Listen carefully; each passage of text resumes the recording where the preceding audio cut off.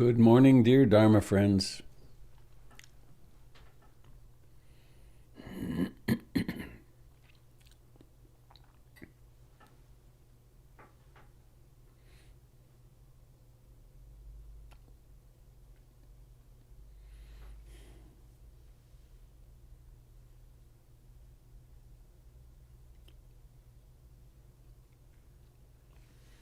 Friday, March the 5th, 2021.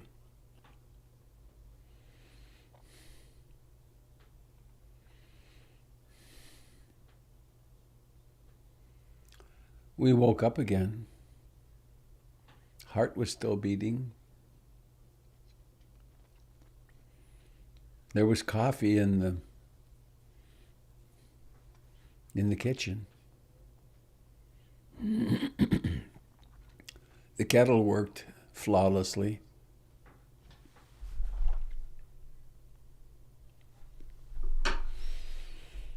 And I made my way. I did my commute across the backyard.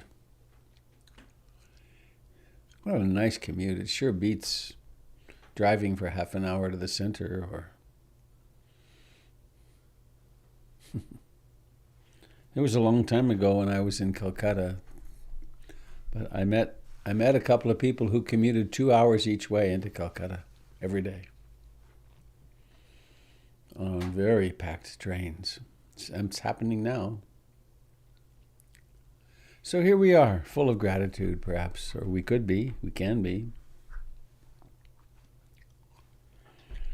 And I have a lovely poem for us. Oh, I should do this. This is a broadcast of the Portland Insight Meditation Community. There's lots of teachings that happen there. Tomorrow, Doug Pullen is doing a day-long retreat, and this evening, I'll speak about candles evening and when we're done with the meditation. So, a poem. This one's been with me for at least 35 years.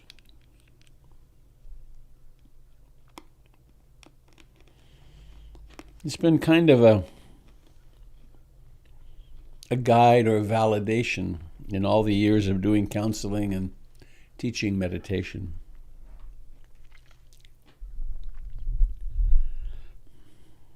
And being with people. It's by John Fox from a book, When Jewels Sing.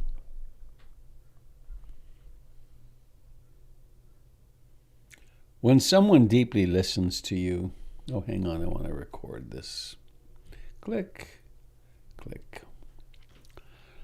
John Fox, When Jewels Sing.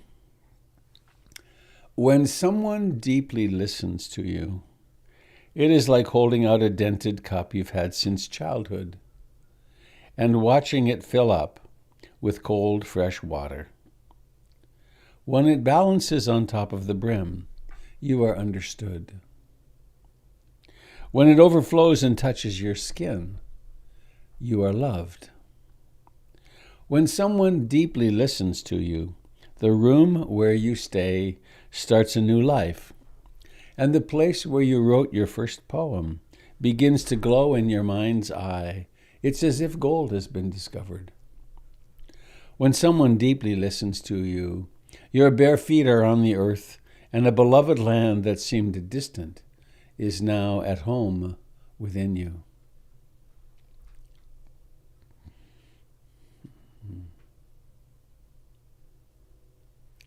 When someone deeply listens to you, it is like holding out a dented cup you've had since childhood and watching it fill up with cold, fresh water. When it balances on top of the brim, you are understood. When it overflows and touches your skin, you are loved. When someone deeply listens to you, the room where you stay starts a new life, and the place where you wrote your first poem begins to glow in your mind's eye. It's as if gold has been discovered. When someone deeply listens to you, your bare feet are on the earth, and a beloved land that seemed distant is now at home within you.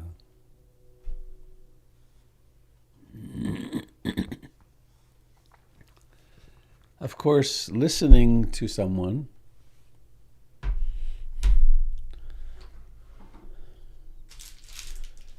lies in the capacity to listen to ourselves, to really pay attention, to actually be loving toward this person that we pose as for a lifetime.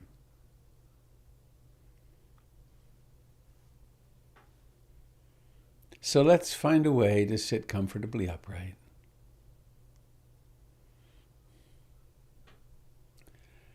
And I know there's a person or two who tunes in and can't sit because of back injuries and surgeries. And of course, lying down's a little more challenging because we tend to go to sleep, but there's no reason you can't practice lying down. One thing to do is to raise a hand, to bend, if you're lying on your back, to bend your arm at the elbow and have a hand pointing toward the sky. Or lift the arm up so the whole arm is pointing toward the sky. Let your shoulder relax. Every posture is the proper posture for waking up.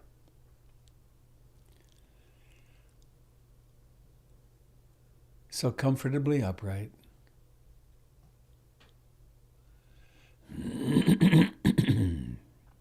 Refuge in being awake, in the Buddha. Not the Buddha of 2,600 years ago, but the Buddha of this moment.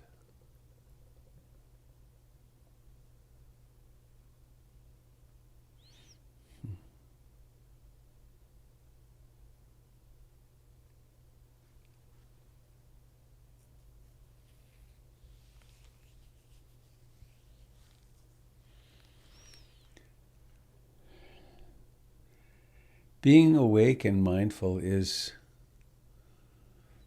so close.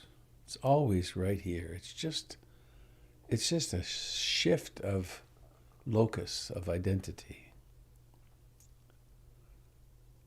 There can be seeing and knowing seeing. There can be sitting here and knowing sitting here.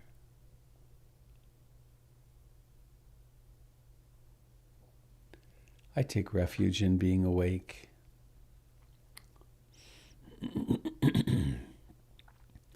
It's so helpful to clarify what our refuge is, because then we don't waste so much time and energy trying to take refuge in other things that don't work.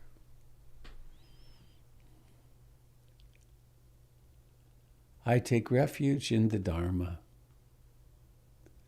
in the way things actually are, the truth of impermanence, the utter truth of impermanence.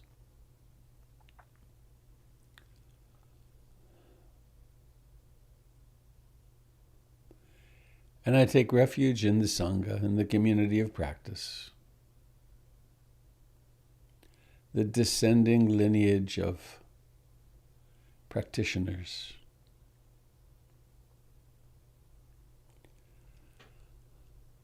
And in those who support me in my practice right now, through your presence.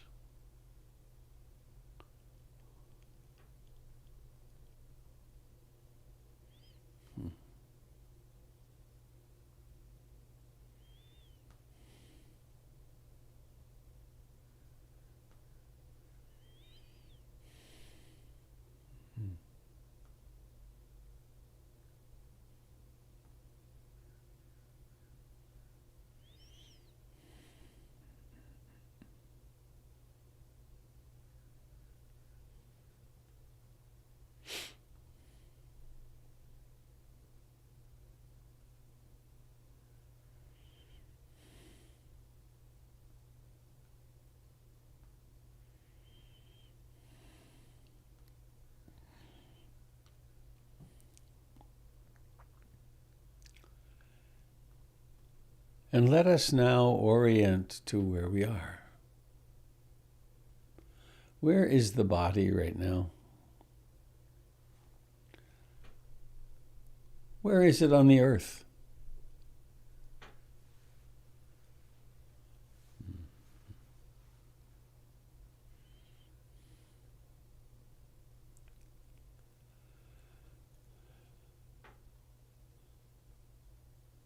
strange to think that our little Earth is hurtling through space, orbiting its little yellow sun, and that sun itself is orbiting the center of the galaxy, and the galaxy is traveling at some ridiculous speed in some direction.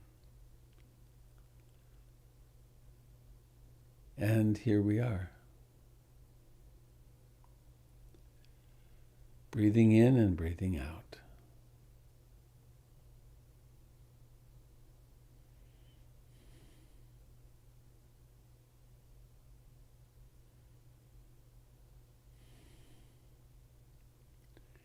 And let us allow the breathing to breathe itself.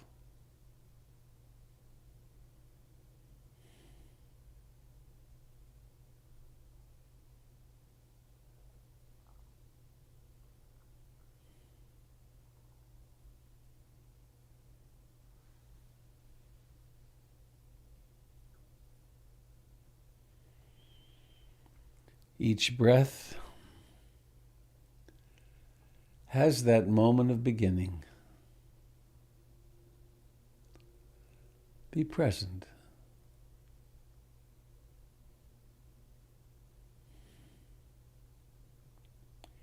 Each breath has that moment when breathing in is done and breathing out is yet to begin. Be present.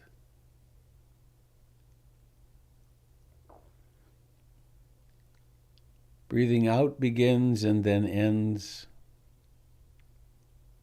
Be present.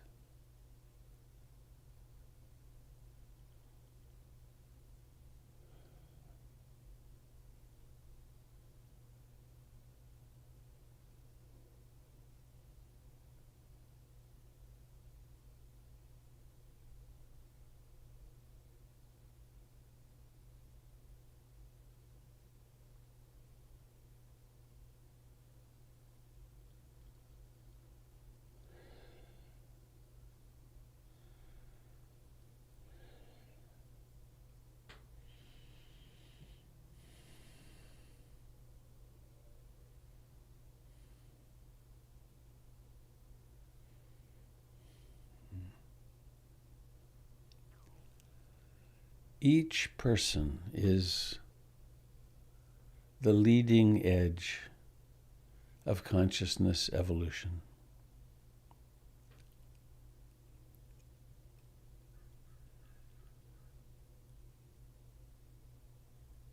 Each one of us is responsible for that little piece of reality that is within our reach.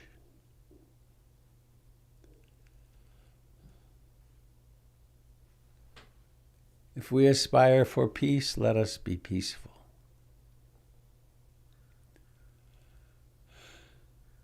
If we want a world where there's more compassion, let us be more compassionate.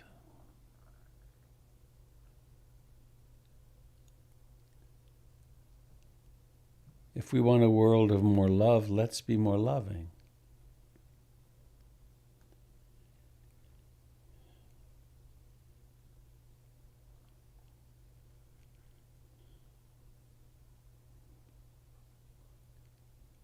Being awake to the reality of the wandering mind.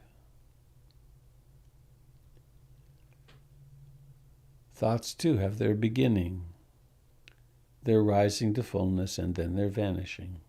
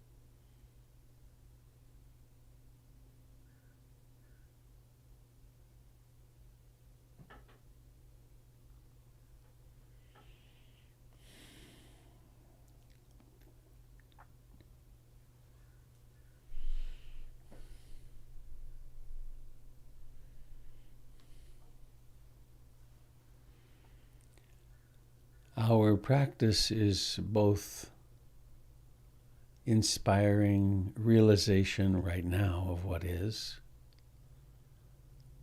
and also a long-term training project. We're planting a garden. We're building up the soil 1 week, 1 month, 1 year after another. There's a fine term for the richness of the soil called tilth, the tilth of the soil.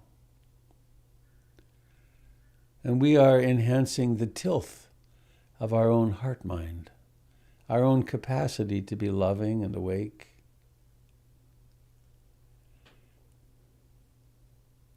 And just like the garden, which we do pulling one weed at a time, or putting on a little fertilizer, planting crimson clover for the winter.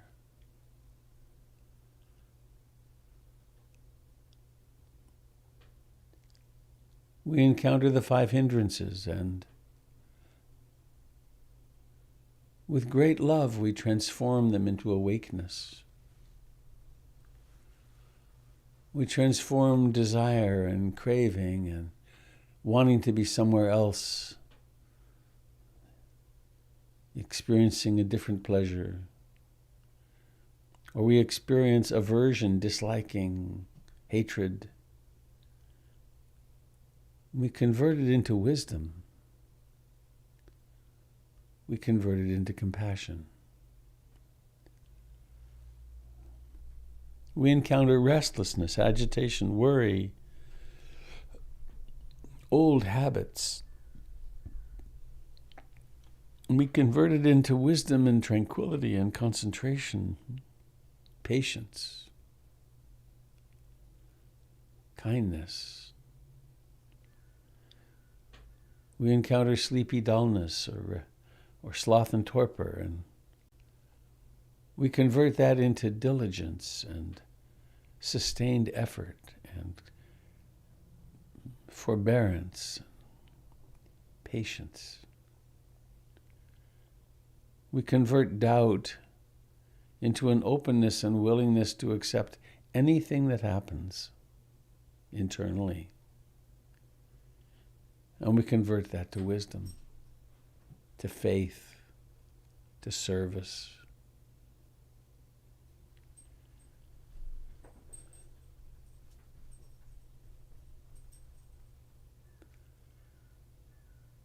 It's remarkable how this noble undertaking happens in such small ways, such unglamorous ways, one breath at a time.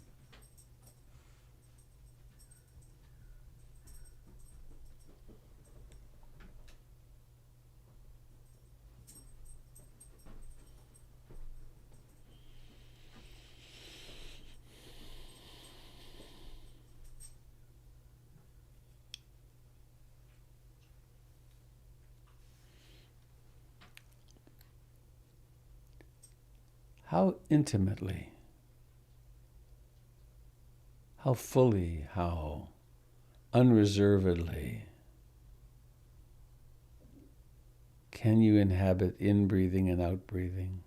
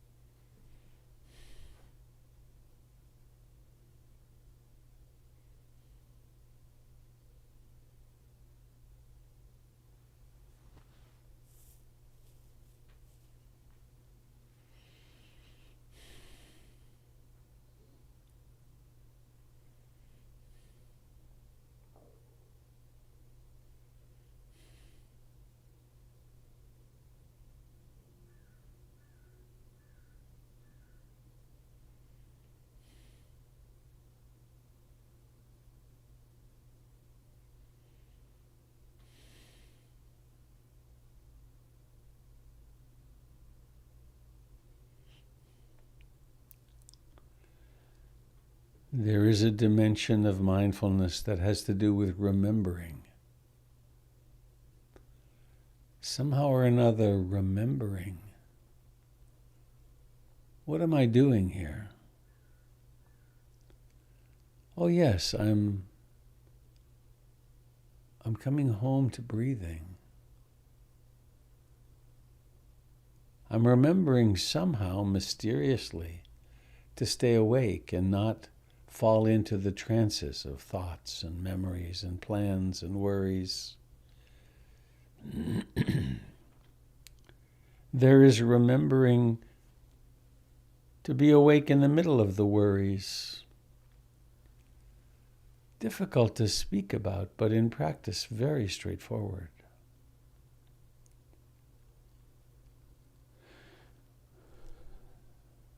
We build this capacity of remembrance one moment at a time.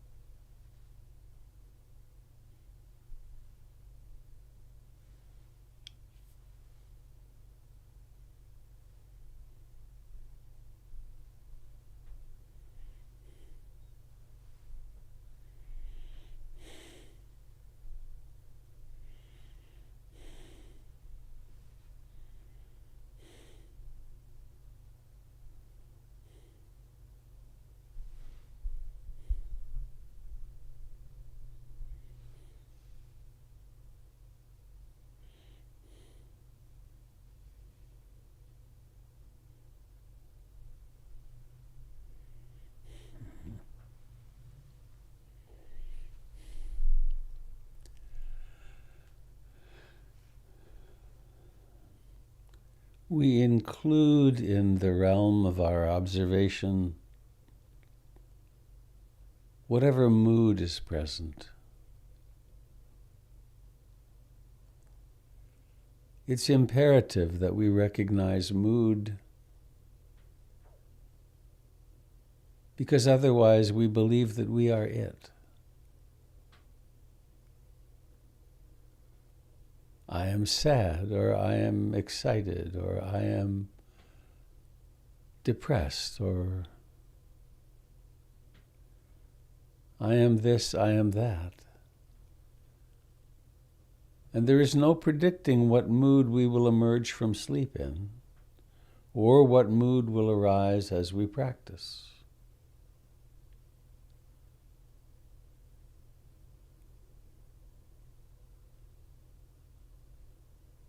And it's a little slippery because moods just tend to color everything. And they're very convincing. Particularly depression, part of its definition is that it convinces us that we've always been this. This is the truth.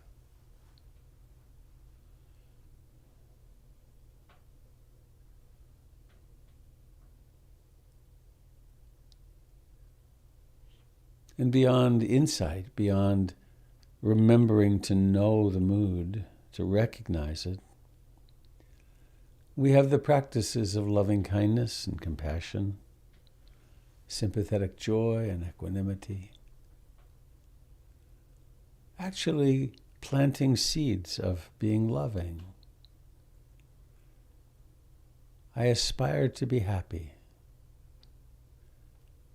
I'm going to hold myself and all beings intentionally in loving thoughts.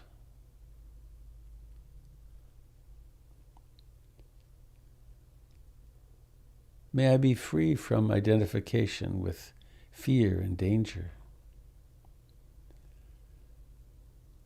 May I live today with ease and grace.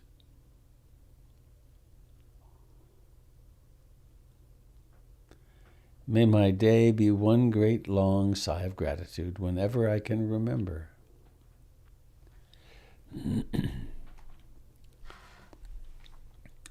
May the same be true for my loved ones, my friends, those I cherish as the enemy.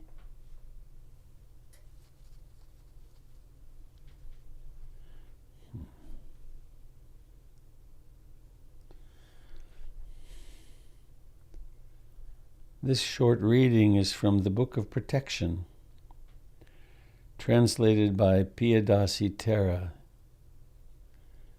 in the Buddhist Society in Kandy, Sri Lanka, 1999. Thus have I heard. On one occasion the Blessed One was living near Savatthi at Jetavana at Anathapindika's monastery. Then he addressed the monks, saying, "Monks?" "Venerable sir," said the monks by way of reply. The Buddha then spoke as follows. Monks, there are 11 advantages to be expected from the release of heart by familiarizing oneself with thoughts of loving kindness, by the cultivation of loving kindness, by consistently increasing these thoughts, by regarding loving kindness as a vehicle of expression and also as something to be treasured, by living in conformity with these thoughts, by putting these thoughts into practice, and by establishing them. And what are these 11? The seeker sleeps in comfort. They awake in comfort. They see no evil dreams. They are dear to human beings. They are dear to non-human beings. The Deva beings, the spirit beings, protect them. Fire, poison, and sword cannot touch them. The mind can concentrate quickly. The countenance is serene. They die without being confused in mind. If they fail to attain arahatship, fully awakening here and now, they will be born in the realm of the gods, and next lifetime they will awaken. These 11 advantages are to be expected from the release of heart by familiarizing oneself with thoughts of loving kindness, by the cultivation of loving kindness, by constantly increasing these thoughts, by regarding loving kindness as a vehicle of expression and also as something to be treasured, by living in conformity with these thoughts, by putting these thoughts into practice, and by establishing them. So said the Buddha. All those present rejoiced at these words.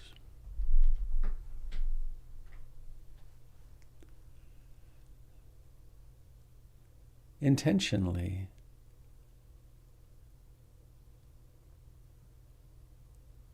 how about the great mantra, I love you, with your name at the end? I love you.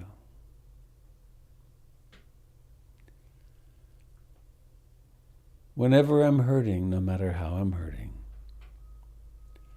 I aspire to hold myself in sweet compassion. Building the habit of thinking kindly of yourself, of your dear, beloved, close ones, of those with whom you're having conflict,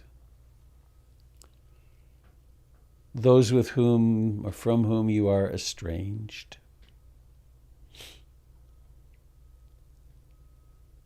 Breathing in, may I be happy. May the other be happy. May all beings be happy.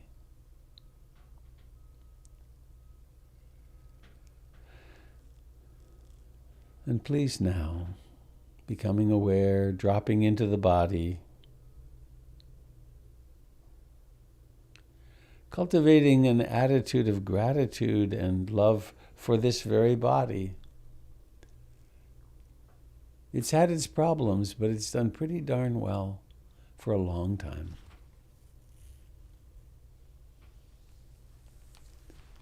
When it gets cut and injured, it heals itself. And now bringing awareness into the hands and fingers, into the face, into the eyes.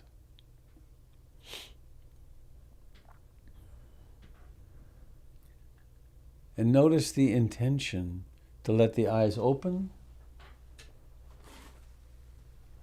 and doing it with the eyes of blessing.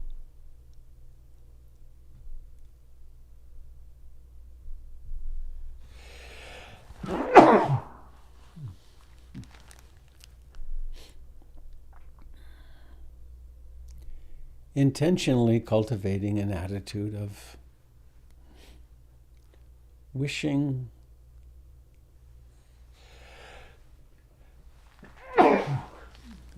well for anyone who falls into your field of vision.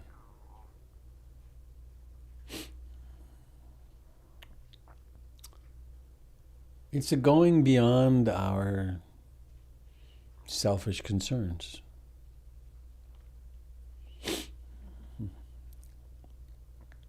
Seeing.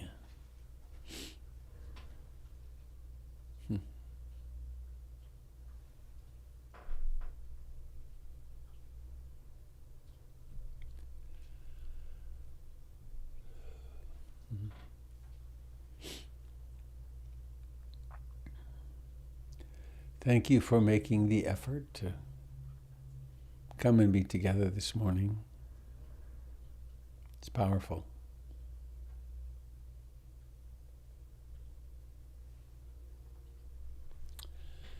I have a couple of announcements. Oops, that's not right. There we go.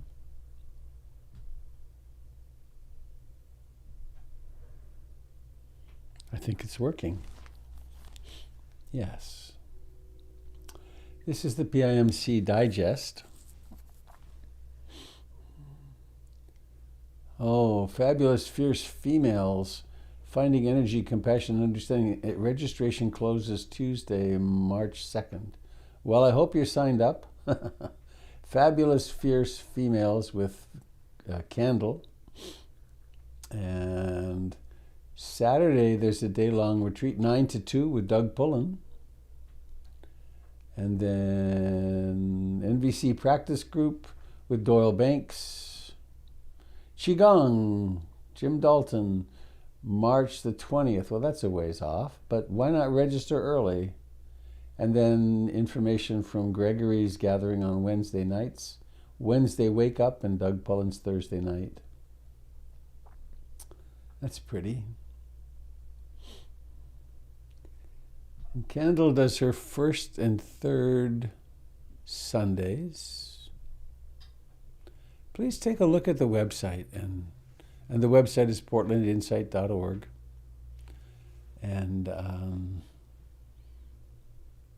see if there's some other ways that you might like to drink deeply from the fire hose of Dharma that's coming out of PIMC.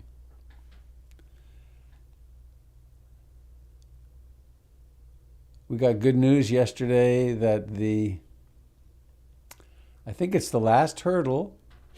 No, it can't be. It's not the last hurdle, but it's another significant hurdle that the city agreed, city planning and the permits department agreed that we don't need to make the downstairs bathrooms wheelchair accessible because there's no way to get down there. And also the bathrooms have been there for 50 years. However, they did throw another wrinkle in, which is, and I don't know why they would have to do this, but we managed to figure out how to fit 2 restrooms upstairs, with one of them being ADA compliant. And part of their saying we don't have to do it in the basement is that we now have to have both of the restrooms upstairs ADA compliant. And it's going to require moving another wall and making the entrance smaller, I think. But such is life, and what it means is that construction may begin on the ramps and the restrooms by the beginning of April. So there will be a 6-week construction time, after which there would be ramps to get people into the living room and the Dharma hall, and restrooms that work, and the offices in the basement will be, this first part of their seismic upgrade will be done, and they'll also be much more fire resistant. So it's going to happen. It's been a long time coming. So if you want to support this marvelous organization, if you'd like to feel part of it, since you can't wash windows right now or vacuum a carpet, if you'd like to become a monthly donor, that's deeply appreciated and a contribution to something of great importance. So that's my speaking for this morning. Anything from you? What's happening in your world?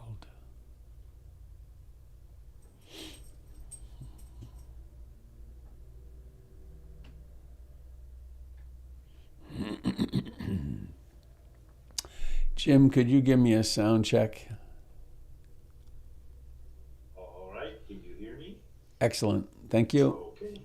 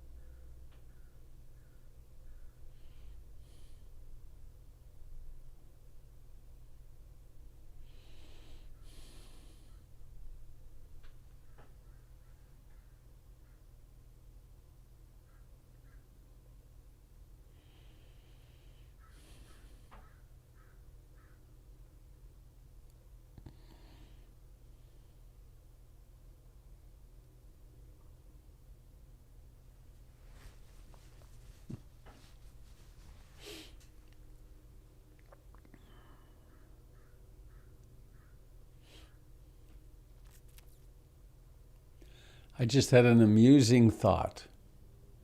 I know where they are. I have a nice little it's a clip-on microphone that transmits by Bluetooth, and I can hook it up to the computer here. And I realized I could put that outside, and we could have the crows that we had a year ago when I was broadcasting from the tent. It was kind of nice to have the crows, and I think I could do that on a very controlled basis. So I'll try, see if I can. They're quite busy out there right now.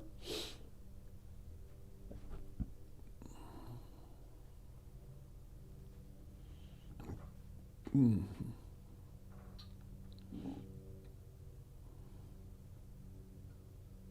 morning, Robert. Sonda. Hello, Brian. Good morning. I have a question and a comment, a thought that just came up with your remark about the crows. I'm here in Concordia, Northeast Portland, and we recently have discovered a barred owl living in our cedar tree. And it visits us maybe half the week, but such an amazing creature, really. And it's been like this immense pleasure for me to go out every morning and see if the owl, doesn't have a nest, and it's always in almost the exact same location in the tree, but it's really fantastic. So That's a bard, B-A-R-D, is that a type? I believe that's the species. It's large. I mean, it's 30, 40 feet up in the air in the tree, but it looks from tail feather to head, it looks like it's probably 30 inches or so. What? It's a very large creature. And in speaking, we just moved here in December, but in speaking with our neighbor, I guess there's been 3 of them that have been sort of habitating the large cedar trees that are on our block for quite some time. And it's been really cool. I'll get a little tangential here. I don't know if you're familiar with, quote, owl pellets. So owls sort of regurgitate up the fur and the bones in this form of pellet. And you may recall my 4-year-old daughter who kind of Zoom bombs us sometimes. We have a little pod, a preschool pod of 4 families. And I collected some of these pellets, and we dissected them and showed the kids all the cool little bones and stuff that the owl's been spitting up. So it's been really cool. I love it. So there's my owl story for everyone. The question that I had, so I've been studying and practicing for I don't know 8 or 9 years, I guess. The vast majority of it has been in this Western Theravada teachings that I would classify us in here, and I can't recall any formal teachings on rebirth. It seems to be always sort of tangential, and like the concept of samsara refers to it even in that wonderful reading that you shared with us in the meditation today. Sort of spoke of rebirth a bit, but no formal teaching. And I'm just curious as to what the sort of the Theravadan understanding and sort of approach to rebirth is. Well, there's the very traditional teaching, which is that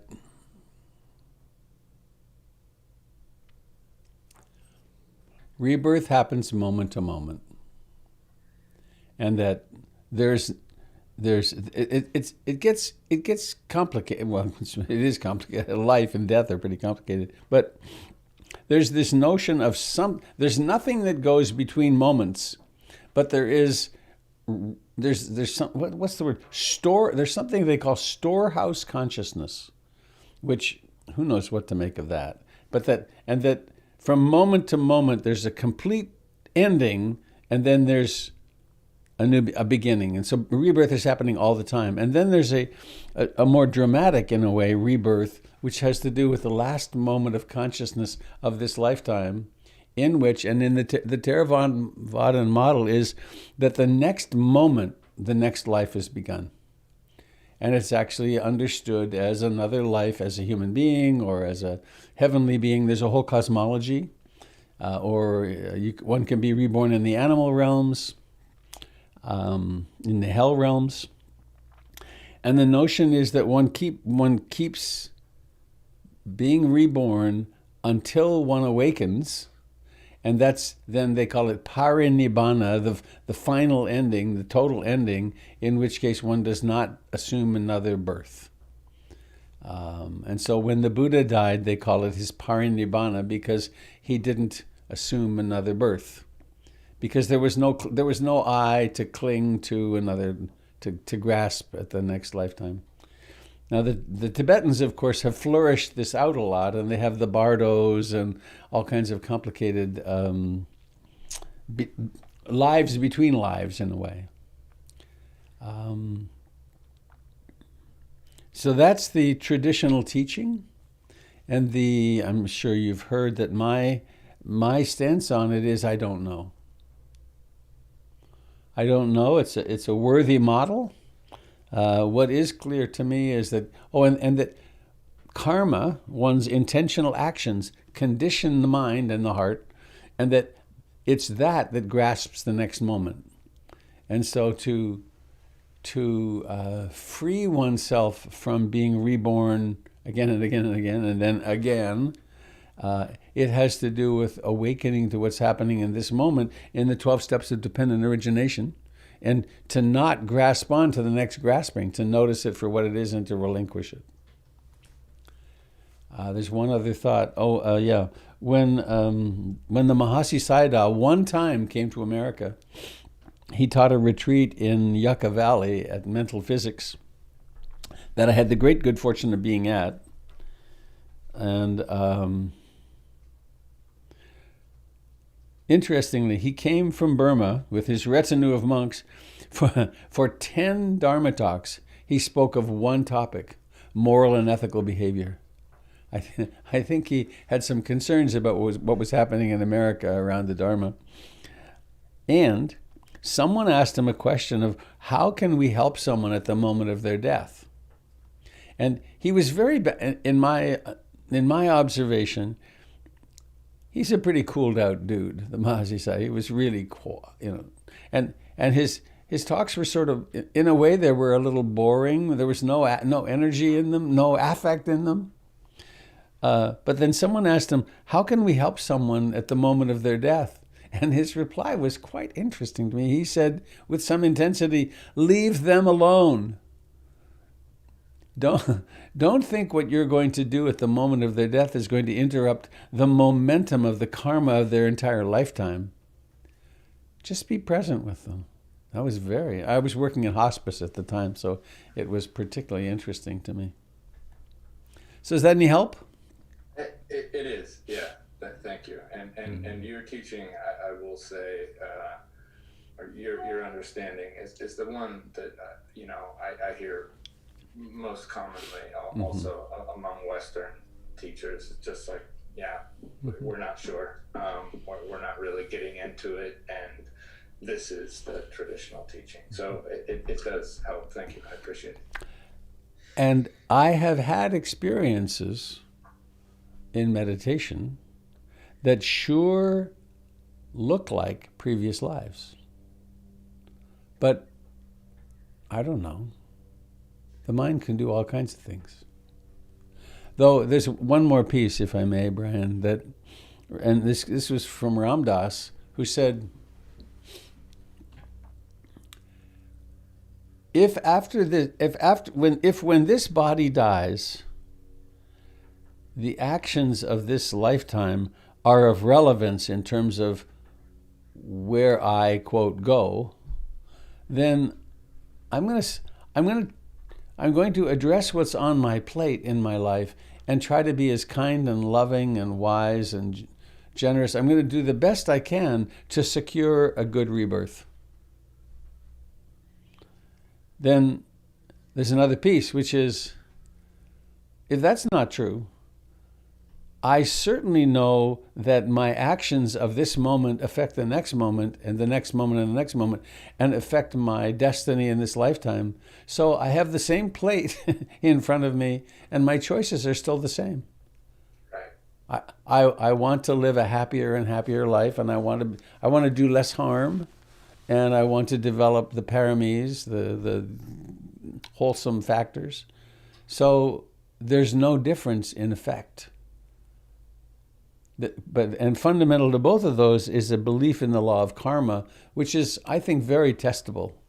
Something I don't know. This came to me years ago on a retreat, and I've said it many times that if on your or today we could try it today. I have a prediction. If you were to take your car and get out onto I-5 or I-205 and accelerate, presumably not too many cars around, and take it up to around 100 or so. And now the consequences could be dire, but there's another consequence, which is that I think you can predict that you would meet a youngish person in a car with flashing lights and a uniform, that you could create a response in the world that would be not so pleasant. And we do that all the time. Not obviously, it's a silly example, but our karma, our intentional actions of this moment create results, and so why not create the results that lead to more connection and so on? Which had just occurred to me watching you with your little girl. You're doing in spades. No. Thank you. I mean, this is, it's, I guess as to the Ram Dass comment, that is definitely a wiser way of living, right? For me, I mean, that's one way or the other. And this practice is immensely helpful in that which I hold most dear, for sure. Hooray. Thank you.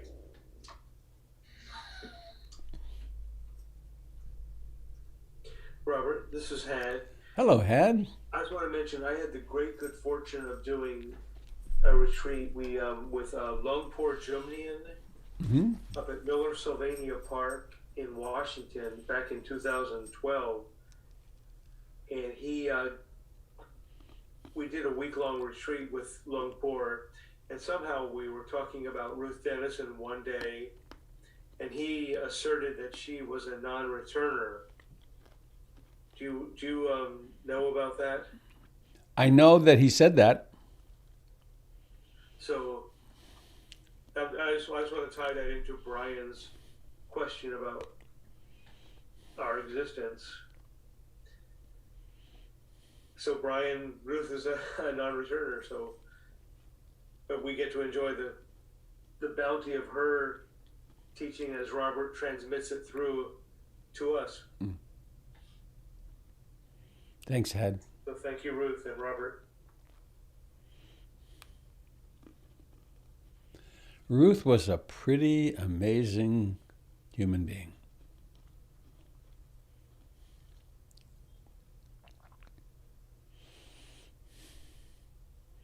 As one of my teacher friends put it, she was a very remarkable package. She was sometimes luminous and could see right through people. And sometimes the trauma of her childhood and all the trauma in the war came to the fore, and she wasn't so on target because she was also a human being. If you're interested in Ruth, there's a beautiful book about her called Dancing in the Dharma, written by, oh dear, I'm going to forget her name, how silly. Sandy Boucher, or Boucher, right. It's a good read.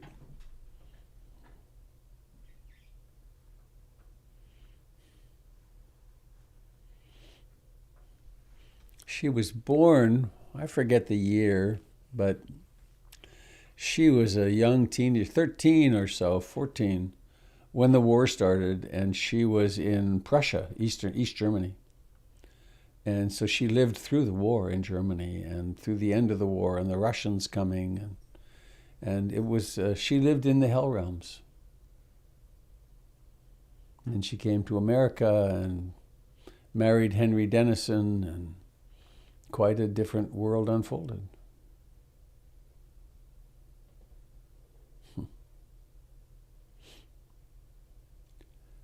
Some of you will maybe remember the Falklands War, the Malvinas.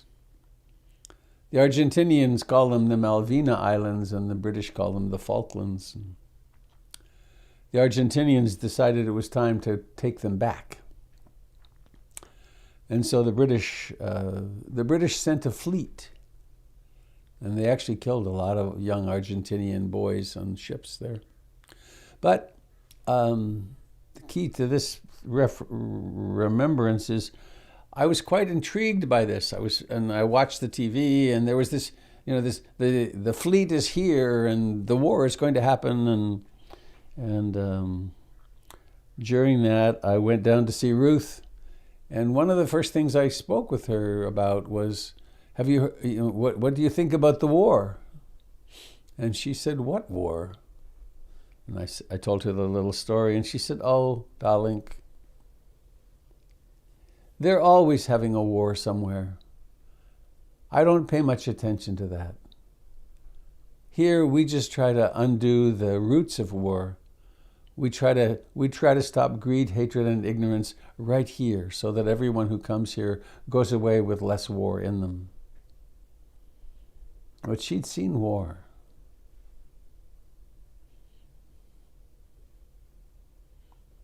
She had escaped. She got to the West when the Russians came in.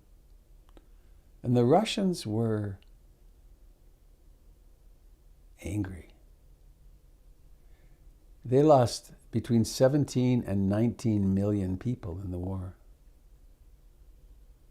And they did heinous things, as armies do. And Ruth went back to try to find her auntie. She went back across the lines into the Russian side and was captured and very badly treated. She was raped more times than she could remember. And out of that horror of a childhood and teenage years came this person who devoted herself so fully to the Dharma. Quite remarkable. I miss her. 6 years ago, she died.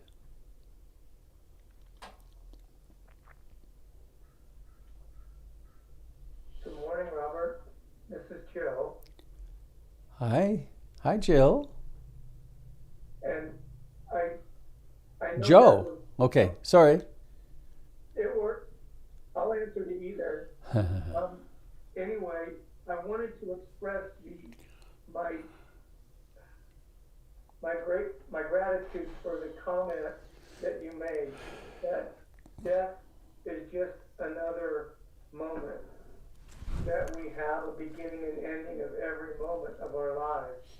Mm-hmm. And we can choose to grasp onto another incarnation, or we can choose not to. And that idea led me to this wonderful merry-go-round that we are on. And we can choose to grab the brass ring, or we can be aware and choose not to. It's really whatever us children wish to do while we spin with the music and the circle and the horses and the colors. And I almost didn't comment because of the talk of Ruth, but then I thought, why not talk about the dance and the color and the beauty that happens moment to moment, because that's what it's all about. And if we can do that with awareness, then maybe we can choose to reach out and then not grab the brass ring at some point. But thank you for everything, especially the sharing. And that's the image I got. Do you write poetry? I do not. Huh. All right. I think there's a poet in there. Could be Irish and Welsh. Oh, there has to be a poet there then, of course. Or a drunkard, supposedly, but I'll go with the poet. Thank you. Not the Blarney, too.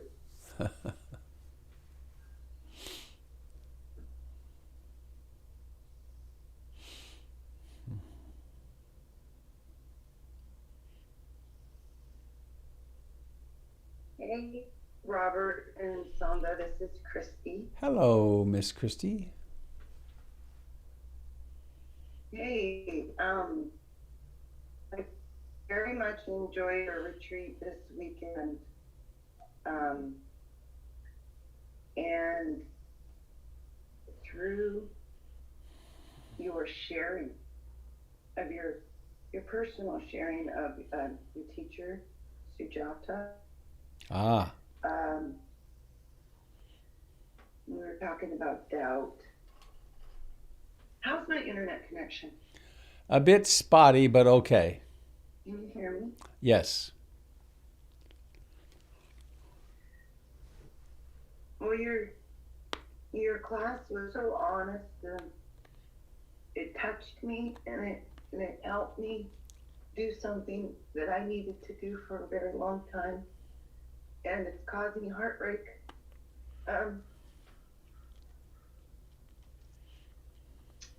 But I noticed mental clarity came too, like an opening through heartbreak and pain.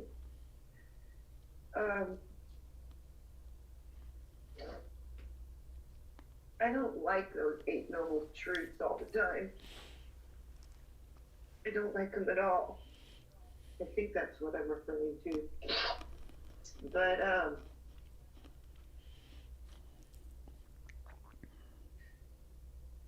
human side of me, I just want what I want, you know. I just want my fixes or the things I know that aren't good for me. Or maybe they were good, but now I feel pain and I feel sadness and all those negative things. But I also know this will help me to get more clarity. I don't know, that's not really the word I'm wanting, but I already feel more space for me to open up to the Dharma. But I sure don't like it that I just let myself get here. My own desires got me to this painful point. This is all my fault. But I recognize there's positive stuff coming, and I already feel it immediately. But Robert, during our meditation retreat, you get a little choppy and hesitant about talking about some time in your life, and it was actually through your talking, you're not being as nice and smooth and as normal, that got me to what I need to do. That's the right thing for the rest of life, and it hurts. And but I know that this will help me live the Dharma better. So I appreciate this Sangha and all that I'm learning to feed my soul. So thank you.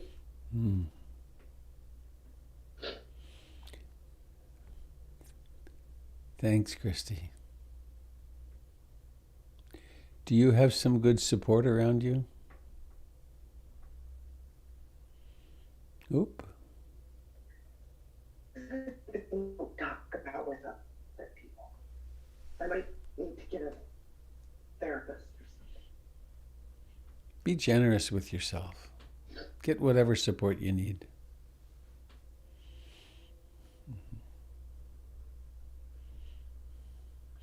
And there's one thread in what you said I want to just say something about, which is about it, how it's your fault and so on. Be careful for self-hatred. Be careful about self-hatred. And in the words of my father, a silent man, we do the best we are. And you've done the best you were your whole life. And we all have ignorance, and we all have greed, and we have hatred, and that's how it is. And the cycle just continues on until we wake up. And that's what's happening for you. So be really merciful with yourself.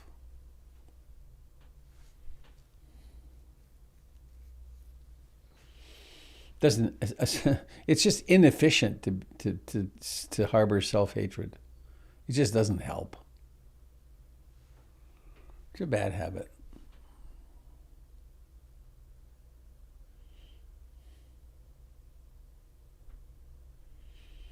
Thank you.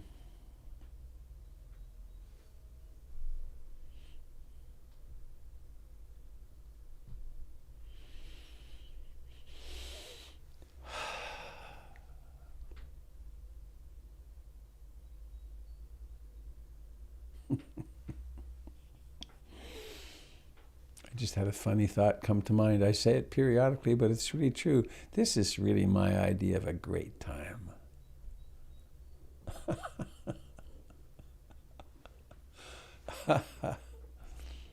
Let's be real with each other.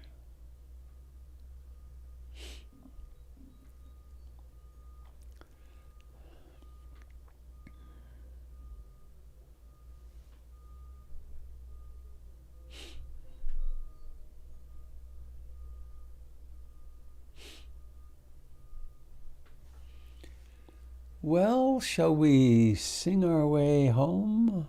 Anybody else sitting with something you'd like to share? Robert? I hear someone.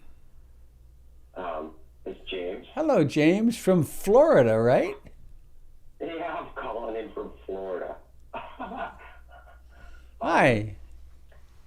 That was a really, I'm really glad that I didn't catch her name if she just shared. Christy.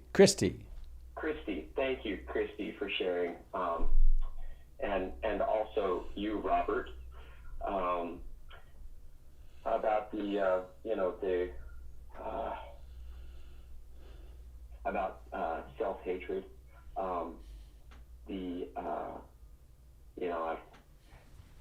I try to be very careful not to assume responsibility for somebody else's feelings.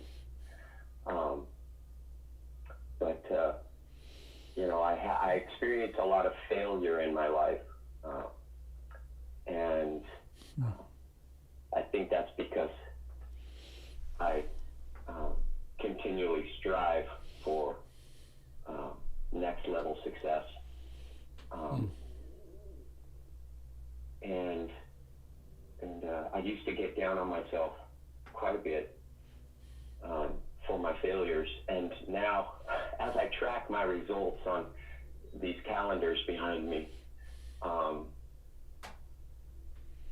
and I see where I fall down, I'm able to point and kind of laugh about it. Like, wow, just to be amazed at how human I am, and the struggles that I have, and it feels like growth. It feels like I'm enjoying my experience more because of letting go of the the seriousness of it. I am committed to growth in my life, but also not to take myself so damn seriously. It's actually more fun that way. For whatever that's worth. Thank you for sharing about that. Thank you, James.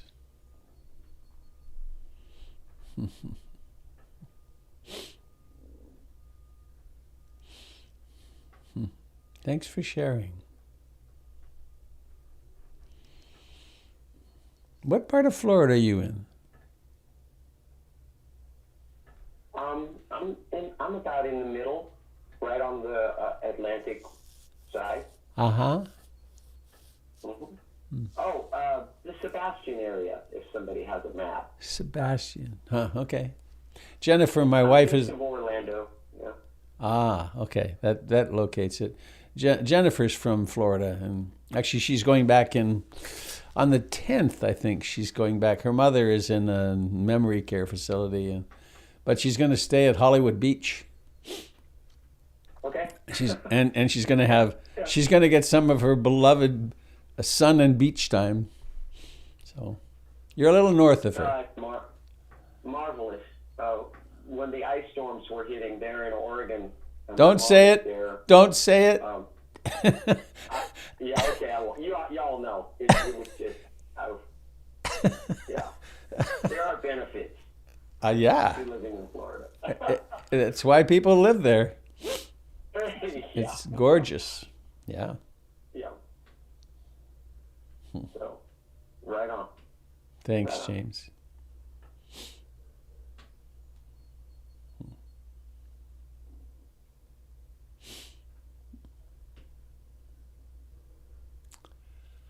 Wow.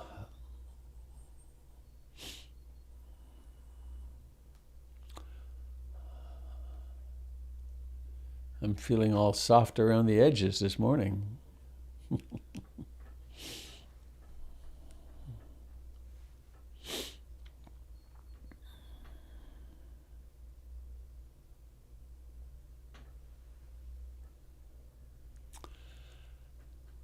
Well, any last sharing? I need to go soon.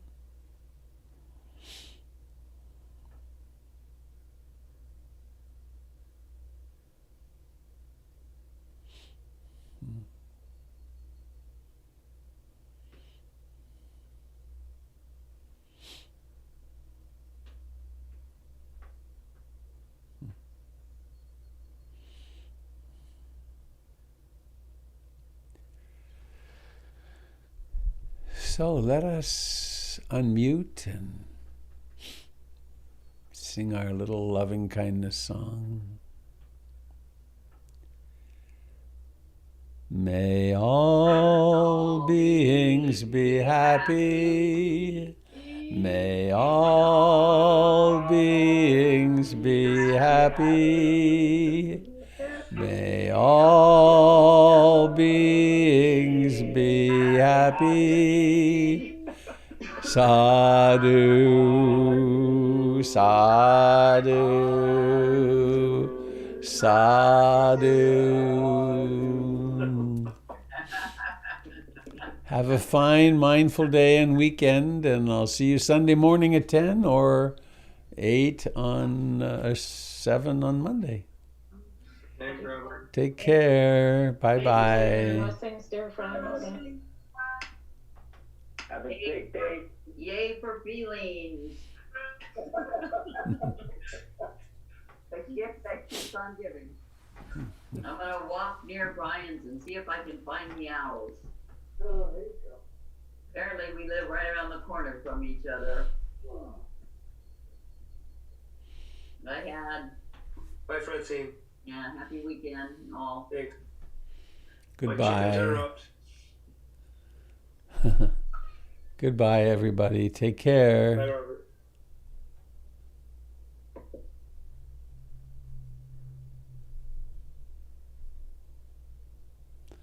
Goodbye, dear friends on Facebook and YouTube. Please remember you can join us on Zoom if you'd like to. If you go to robertbeatty.com, you will find the link for how to join.